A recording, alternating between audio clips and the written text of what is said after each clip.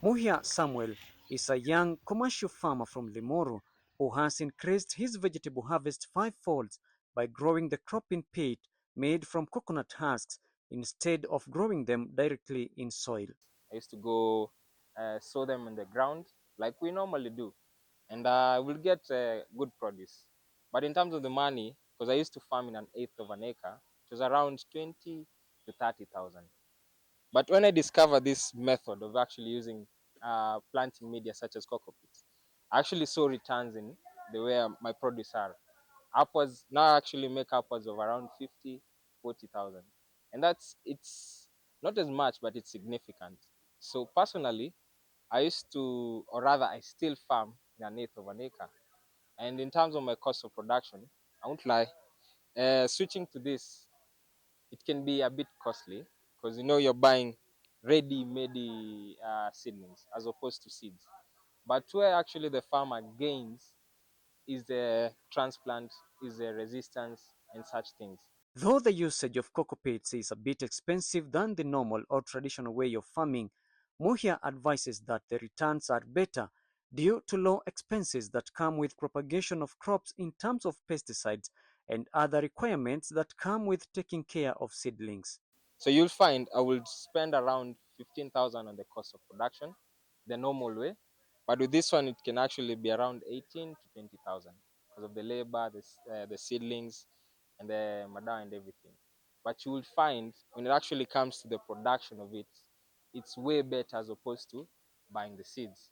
So I'll really, really encourage farmers to actually switch into this new technology and actually gain as much as I did. Muhia's sentiments are echoed by Leti Kerubo, a farmer from Kisii County. Having visited and attended the agricultural fair in Nairobi, Kerubo adopted the usage of cocoa peats that has saved her from perennial losses incurred to her farm during rainy seasons. So I started it 5 years ago, and I used to propagate it on the soil directly. And this used to bring a lot of issues. Let's say when it was rainy season, when you propagate even 1,000 seeds, the rain could come and sweep it down, and you remain with up to 20. Yes, so that was a big challenge.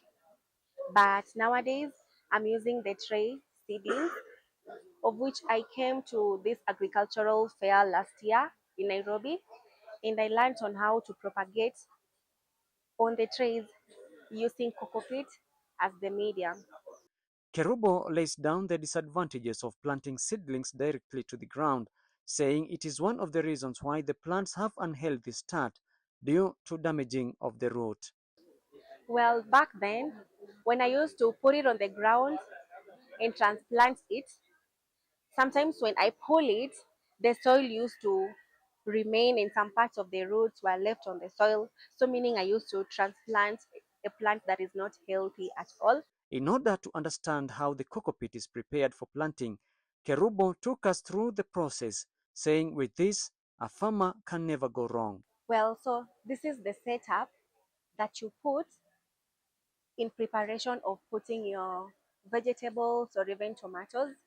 So we have a tray here, and there are some holes, as we all can see, and the media inside it is a cocoa peat, and it should be at least wet to help the plant in growing. So once they grow, you expect to have a plant that is looking this way. This is one of the importance because you see, even when you're transplanting, the whole root system is still intact. So the transplanting shock won't be high. Okay. So all the farmers out there, I'm really inspiring you to embrace this technology of using the healthy seedlings. Cocoa peat is a game changer for farmers in dire need of improving crop yields, save on water, and embrace sustainable crop production. With its ability to enhance soil quality, retain water, and resist pests, cocoa peat provides an environment beneficial to the farmer and nature. Kind Stefano, FarmBiz Africa.